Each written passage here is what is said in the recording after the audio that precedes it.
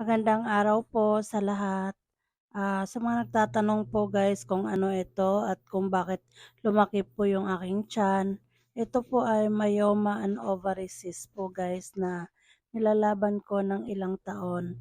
Pero ang paglaki po nito guys ay 3 taon pa lang po. Kumbaga, ito ay biglaan lang po talagang siyang lumaki na ang pag-aakala ko is tumaba lang ako.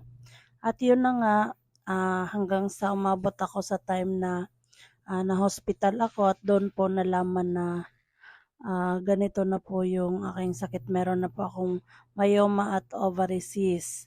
Pero last 2015 kasi guys ay meron na po talaga akong myoma pero yun po ay mga maliliit pa lang.